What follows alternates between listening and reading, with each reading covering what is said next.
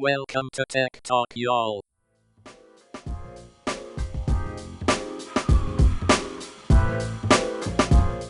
Hello, and welcome to Tech Talk, y'all. Episode 368. I'm Sanjay Parekh. And I'm Adam Walker. And man, do we have an episode for you with Just all like- kinds of crazy bat. Never mind. Okay, Yeah. moving on. Just like everything else happening in the world. Yeah. Because we talk about the world, this one's going to be crazy too. So I got to tell you, man, like speaking of, I used to like dogmatically listen every morning to a news podcast to kind of keep up with the news. I had to give that up months ago. I can't do it, man. It's too much. It's too much crazy stuff that riles me up in the morning and makes me mad. And then I can't do it. I just can't. So I don't do it every day, but I still do listen to one. I'll give a plug to it. First Up by NPR. I think it's a fantastic show. Okay. It gets you kind of what's going on in the world in about 15 to 20 minutes. So it's pretty brief. If you're listeners, if you're looking for a good news podcast, that's a good one. The one I'd like to start here, it's ABC, and it's similar, 20, 25 minutes, and you know everything going on. And it's great. It's really well done. But I like the news is just so bad. It's all bad. So I just can't. Maybe somebody needs to come out with one that's like, we're just going to do the happy news. Here's today's happy news. Happy news today. Happy news today. Maybe we should start that podcast. I tried to start. I almost started one called Boring News because it was like news that's not sensationalized was the idea. Right. Like just the news, the boring news. And I kind of ran some ads against it, and I owned some domains related to it, and it did not perform. I was like, this is nothing. Yeah. Well, listeners, if you want to have a new news podcast that is not like the other stuff, let us know. Let us know. Maybe we'll do that. We'll talk about it. Yeah. Maybe we'll do it. Yeah. Yeah. All right. Well, let's get rolling. So first up, the FAA is facing a major crisis without a leader because Elon Musk pushed him out. This is like way early last week. So I mean, so much has happened since then. Right. And he had a tiff with this person because they fined him at SpaceX because I forgot for what reason, but of the many things that SpaceX has done safety violations. It was safety violations. And it was like $600,000. And he's on Elon Musk's bad list because of that. And so he just kind of pushed him out. And of course, as everybody knows that has paid attention to any degree of the news, even myself, not listening to news podcasts, there have been a lot of FAA issues in the last 2 weeks, like a lot of plane crashes. And I don't like seeing that at all. It's really, in fact, really scary. The third one just happened. I read about it this morning. The third fatal plane crash. I think it was an Alaska Airlines plane that has gone missing. It is now deemed it has crashed, and likely everybody has passed away on that flight. In 2023, we had 0 fatal plane crashes. And in this year, it's not looking good for air travel. In the last couple of weeks, we've had 3. That is not ideal. That said, air travel is still one of the safest ways to travel. But for sure. Yeah. You really don't want to be seeing these things because it doesn't make you feel like it's safe. No, it feels really freaky. Yeah. I got some air travel coming up soon, and I'm like, but I mean, I realize that my trip to the airport is still significantly safer than my trip on the plane, or no, significantly more dangerous than my trip on the plane. I know that fundamentally, but there's still, it's the loss of control. Like I like the risk on 285 when I'm behind the wheel better. Like I know what I'm doing. Yeah, exactly. I'm such an excellent driver compared to these extremely highly trained pilots that like do this professionally, right? I'm an excellent driver, Okay, Rain Man. And I think this is not, we don't have an article to this, but I think this kind of all interplays with kind of what people believe with autonomous vehicles and being able to be in one of those and not be able to control anything or whatnot. It's funny. I just recently started rewatching Silicon Valley, and I've forgotten a lot of those episodes, but in one of the early episodes, Jared in there gets into a driverless vehicle. It was a Prius, and it just starts driving, and then it all of a sudden decides it's going to an island 4,000 miles away, and it drives him to the port. And then loads him into a container, and he could not get out of the vehicle. I forgot about that. It was actually very, very funny, but I think highlights the thing that you're talking about. That's right. But something that's not highlighted about that and is also still awful. Elon Musk is reportedly taking control of the inner workings of U.S. government agencies. it's interesting. Like we've come to the point where IT and technology is so much embedded into all of these things, all of the work of not just regular companies, but also the US government. And by being a technology person and going in with a team of technologists, he's basically being, able to seize control of all of this and figure out all the things that these folks are doing. And also, by the way, getting access to classified information at levels that they are not cleared for and not have clearance for. Which it's crazy. Is not legal, I would say. Not ideal either. And not only that, I read another article where he's placing like supervisors over these government employees that have been there for a very long time.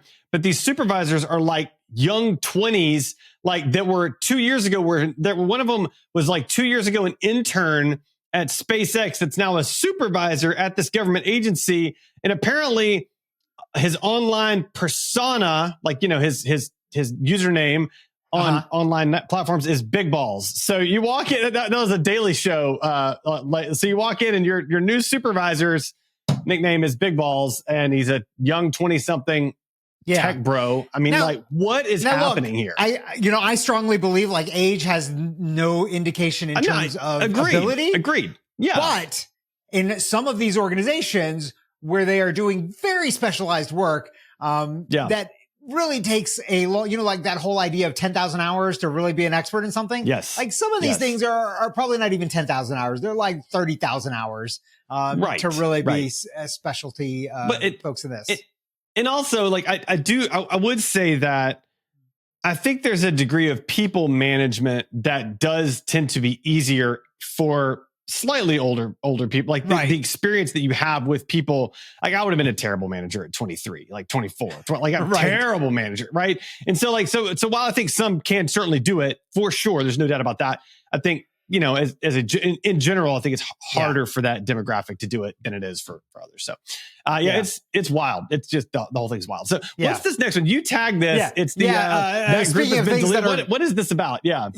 Speaking of things that are going to be harder, that group has been deleted. That's a tweet from Elon Musk, replying to something else. So they're basically saying that an IRS group that was tasked with developing a free tax filing solution, direct file, that we have talked about on this podcast before. He is saying that group is deleted. It's gone. They are not going to be doing that anymore. So basically, that stinks for you, taxpayers. Like we have talked about this on this podcast about how this is a great thing to make taxes easier. Yeah, it's so helpful. Yeah. And they are not making taxes easier. So, if you voted for this administration, there you go. Like these are things that are going to make it's making things harder for average Americans, right? That's what kills me. Is making this is something that would benefit the average American, the middle class, lower middle 100%. Class, whatever American, versus the mega rich that don't have to worry about taxes because they're not paying them anyway because whatever. So which fights against organizations like Intuit and H&R Block and folks like that. They are big proponents of taxes being harder because then people have to keep buying their software, which I understand the approach of wanting to defend your kind of space there. But I think for the rest of us, let's make this easier because this stinks and we all have to do it. So, yeah. All right. Next up, moving away from the tech bros for a minute, kind of, sort of, a little bit. El Salvador abandons Bitcoin as legal tender after failed experiments. They did this in 2023, right? Didn't they make it legal tender in 23? We talked about this at one point, and we were like, this is, I didn't go back and listen to what we said, but I imagine what we were like, this is not going to end up well. Yeah, it didn't end up well. I can't see how it would. No, it didn't go well. So they're abandoning it. I think they're saying that it's still legal to use, but basically not enforcing everybody to show prices in dollars and in Bitcoin, which is what they were doing before. And I think there's another Bitcoin article that I missed adding to the list here, but I think it was about parents using crypto instead of 529 accounts. Right. Which that's the most insane thing I can imagine. Like 529, at least you can invest. It's a little safer. It's likely to grow through mutual funds or whatever. But there's also the tax break on top of that with the 529 account. If you just invest in crypto, you're just going to lose your money. Most likely, or maybe not, but still, it just seems nuts to me to do that. Is that what they're really doing?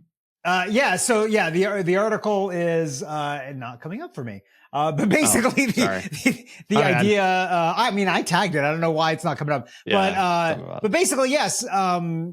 These parents are believing like, look, it's going to just keep going up.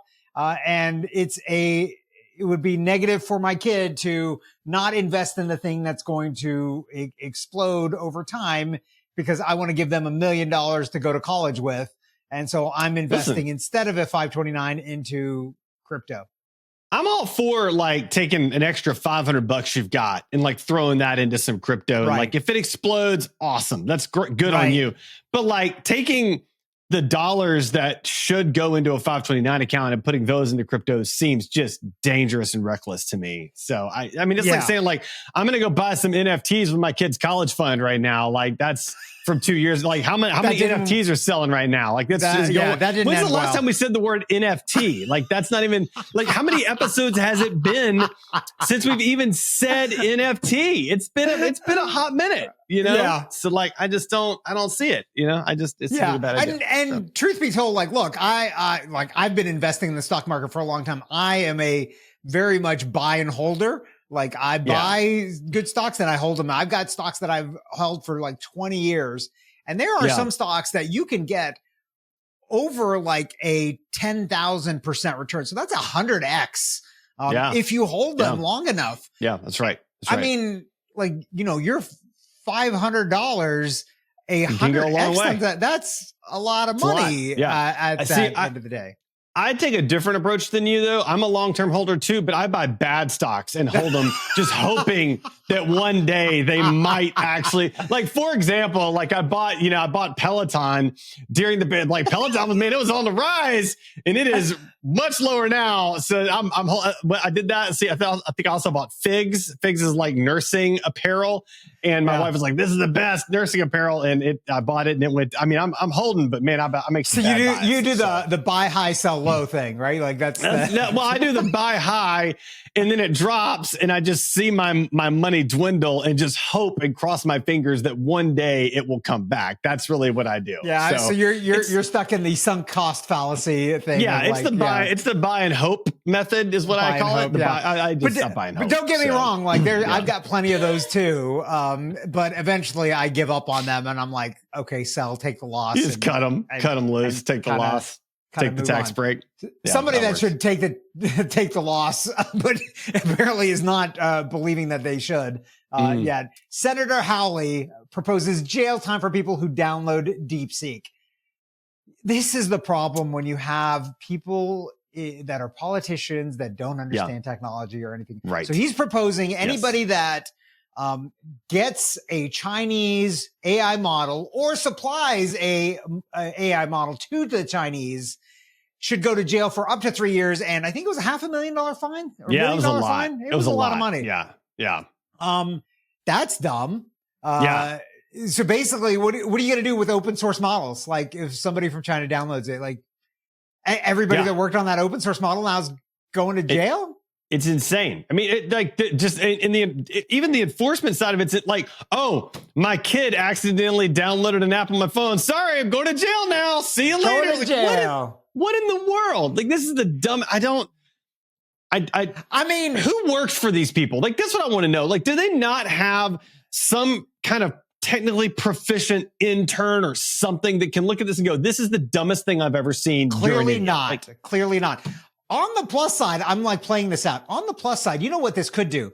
It could actually gather up all of our smartest people and put them into prison, which is not ideal, but have nothing else to do. And so maybe the innovations that would come out of that by jamming them all into one place they could never leave from for 3 years would create some awesome things on the other end of it. So I'm trying to look for that silver lining.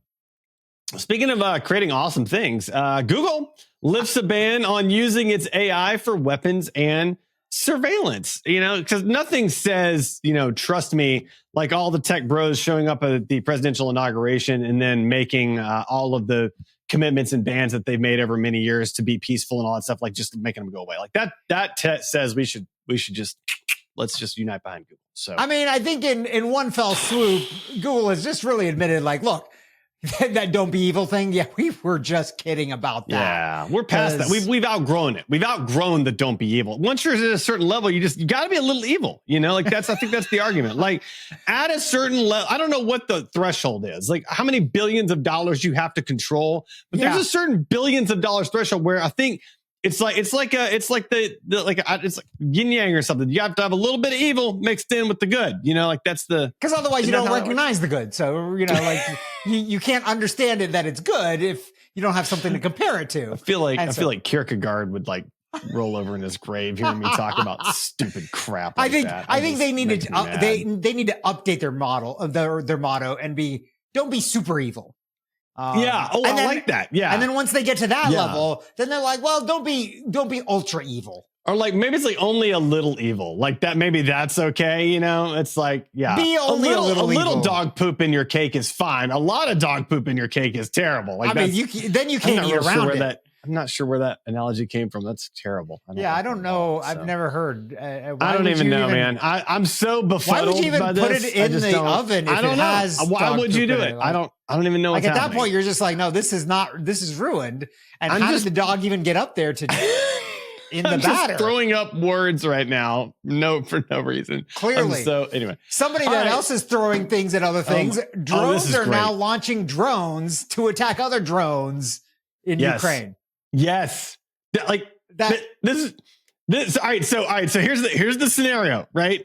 Russia has a big surveillance drone flying around.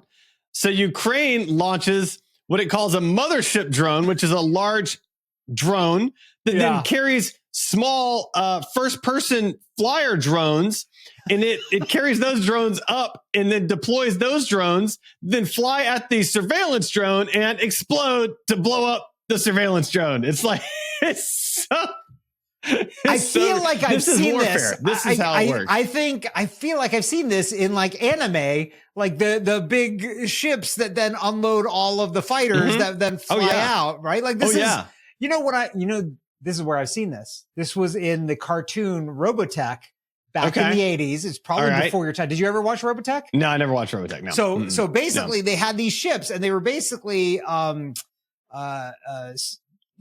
super carriers essentially, and they had planes in them. And so then these things would be flying and then the planes would fly out. Or you know what it's like? It's like the Death Star or something like that, where they're I like that. Yes. The little TIE fighters. The carrier takes the TIE fighters. I was thinking more like Ender's Game, where you have like one person, hundreds of miles away directing this huge battle of like all of these crazy ships, and some are big and some are small. And that's kind of what brought to my mind. But yeah, I mean, like this I like that one. That's a good one. Yeah. Yeah. This is the next level of warfare right here. Like where it's drones on drones on drones fighting other drones on drones on drones. And I don't know how you win that. Like, is the winner the one that has drones left at the end? Is that how you win? I guess so, right? Okay. I mean, in theory, then this is good because then there's no people involved.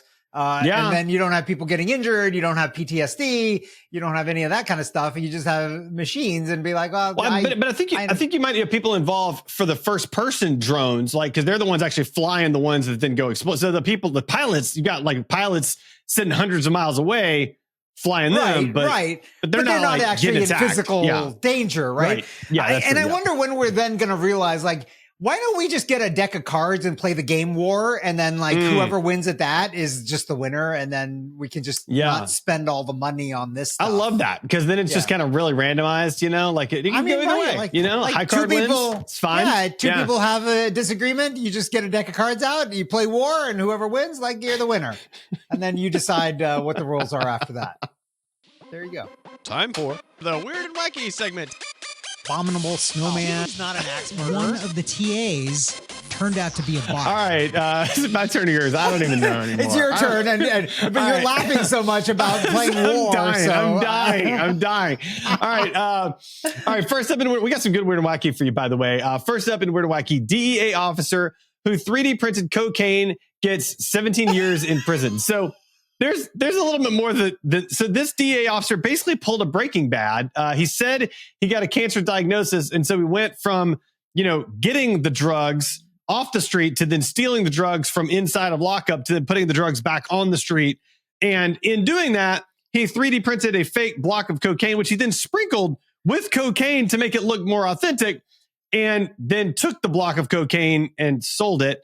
And he's getting 17 years in prison for all. He did plead guilty, I guess. I mean, that's you got to give him props for that. Like he's dead. They got him dead to rights. He pleads guilty. So, why would you think 3D printing a block of cocaine would get past somebody? Like if I were going to and I would never do this, but I would be like, let's get some baking soda. And then I just compact it into a block. Like maybe baking soda isn't like I've never even seen cocaine, so I don't even know. Like maybe that's not even the same texture. This is the drug dealers like version of stuffing pillows under your blankets so your parents don't know you snuck out of the house. Like that's what this is. Yeah. And so basically he's just assuming that all of the because parents know. Like that's stupid. Of course, any parent looks at that and goes, "Oh, that's obviously not a person, right?" So he's just assuming that his coworkers are morons, and that's what he's doing. And obviously, he's the moron, I guess. So yeah, you got to do the Ferris Bueller thing where it's like it rolls when the door opens, so it shifts and moves, and then the sound on the stereo system, makes it sound like you're snoring and groaning. Yes, and I like anything real. Anything you can do from Ferris Bueller is always going to be superior to something that's not from Ferris Bueller. I think that's just kind of a general rule of life, actually. So, 100%. Next up, a Costa Rican supermarket wins a trademark battle against Nintendo. Yeah, they did. And their supermarket is named Super Mario. Super Mario. So apparently, super is like the shortened word for supermarket that they often use there. Okay. And the guy's name is Mario, it's his supermarket. And they called it Super Mario. And then they went into this battle against Nintendo and they won because clearly nobody is going to confuse a Costa Rican grocery store with the game Super Mario. Yeah. Yeah. I mean, hopefully they didn't have, photos or images of the video game anywhere in the store, because that would be kind of no. Like you see the name of the store. It's not stylized like Super Mario either. There's not a little guy, not like a Luigi there or anything. Not a little plumber. That's no plumbers. I always wonder. It always bothers me though. Like it's the Super Mario Brothers, but it's Mario and Luigi. So that actually doesn't, if you think that doesn't make any sense. They should be the Super, whatever their last name is, Brothers. Right. That's true. And it's Mario and Luigi, but it's the Super Mario Brother. That doesn't make any sense. So whoever named that and created that brand, actually. I got some beef with you. I think they started with just Mario and Luigi came later because they're like, oh, he needs a sibling. Is that what it was? I think so. Isn't it? I thought Luigi was in the first. Was he in the very first game one? Ever? Yeah, I thought so. I thought if you were two-player, maybe you were Luigi. I'm trying to remember back. I can visualize the first board perfectly in my mind. Beyond that, not much else. But anyway. Well, they just hosed Luigi basically. They were like, you're definitely the lesser. Is Luigi the younger of the two? Maybe that's why. I don't know. I think in the movie he might not be, but I don't remember. I've never watched any of the movies, so I would. The movie's good. The most recent movie is great. It's great. Yeah. All right. Last up in Weird and Wacky, the government had been planning it for 7 years.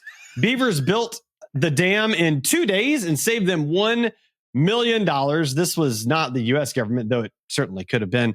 I forget where this was exactly, but in the Czech Republic. In the Czech, yes, they've been planning this dam for forever in this park or whatever, and beavers came along and they built the dam and in the exact same place that the government was planning. So it's like, okay, maybe from now on we should just let some beavers loose and be like, hey, that's kind of what I was thinking. Take care of this? Like in 7 years, couldn't you have released quite a few beavers into that lake and hey, just over here, guys. Redirect them a little bit. Get your action done over here. And then look, the dam is more organic. It's more natural. You don't need a bunch of concrete. You're not polluting up the environment.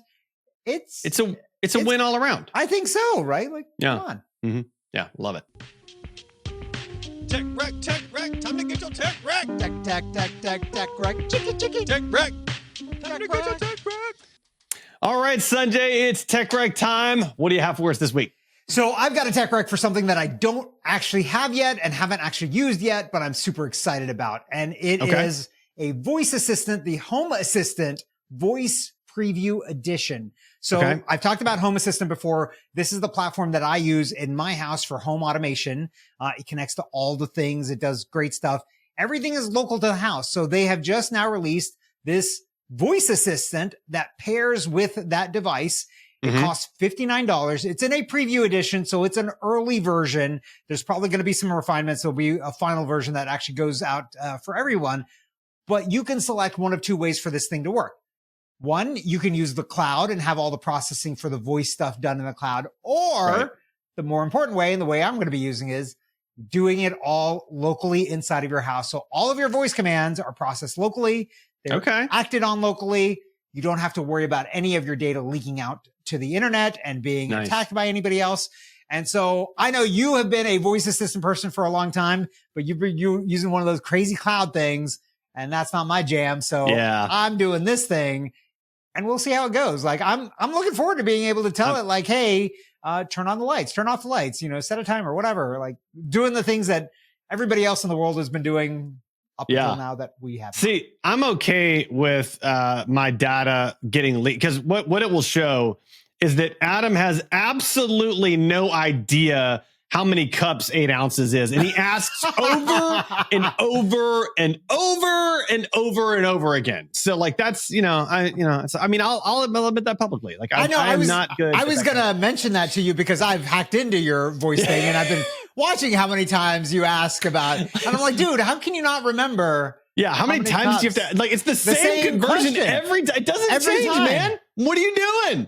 So I mean, I get it the second time, maybe the third time you ask it, but the 18th time, but the 14th, the 18th time, it's ridiculous. It's like, just come sad. on. I've been a little bit concerned about you, so I was meaning to have a talk about you. So many of us have been concerned about me, Sanjay. So talking about what I'm concerned about, what is your tech rec for this week? All right, so I'm going to recommend Notebook LM. So I think everybody should know this by now, but it's Google's AI notebook, and you can dump a bunch of stuff in it, and it auto creates a podcast of 2 fake podcast hosts talking about the stuff that you dumped into it. And I had a fascinating use case that I used this for. So I had a potential new client, and I needed to learn all about that new client, and I didn't have a lot of time. So I dumped the key links from the key pages on their website into Notebook LM, and it created a 12-minute podcast that walks through everything about the company, their history, their value system, their top products. It was an incredible overview. And I listened to it on the way to the meeting with the potential client. So I rolled into the meeting like very prepared, knowing everything that was going on, because I'd literally dumped 5 links into Notebook LM and then listened for 12 minutes, and I was good to go. I mean, it's just crazy. So I got to ask, so did you tell it that you needed it only to be 12 minutes, or that's what it turned out to be? No, that's just kind of what it seems to default for, to on the lesser side like that. Okay. So it seems to be pretty short. But it's honestly, it's pretty good. Like there's pretty decent banter between the AI hosts. They kind of add in like little quirky things and thoughts from time to time that are semi-entertaining. Like it's certainly not a 10, but it's a tolerable listen, which is kind of all I'm going for when we're talking about this sort of thing. So it was fascinating. I really enjoyed it. I hope the 2 hosts in your mind are those 2 hosts that you created in that image of you and me, the video of you and me. Like that's the 2 hosts that I want to have. The one where I have red hair, I think, in a hat, and you've got like a super cool haircut and a beard. Yeah, I like that. I like that. Yeah, way cooler hair than I actually do have in real life. So that's the dream version of myself, I think. I'm not that's they talk about like when you're in AI, or when you're in the virtual environment, your brain has a projection of who you are. I'm going to make that guy my projection. Like that's my persona. Ditto for me. I mean, and you pointed out he had a plaid shirt, just like I often have a plaid shirt as well. So yeah. I mean, I think actually specifically specified he should have a plaid shirt for you in particular, because I mean, I know you. Like I'm like, I get it. All right, Sanjay, how can our listeners find and connect with you? They can find me at sanjaypark.com, or if they could just burrow into my stuff, they can find me and be one of my finders. I like that. Yeah. Or they can burrow into your stuff and be one of your finders. But how can they find out you? About my measuring inconsistencies? Yeah, that'd be great. Where else can we find you? AdamJWalker.com. It has all the links. Go sign up for the things.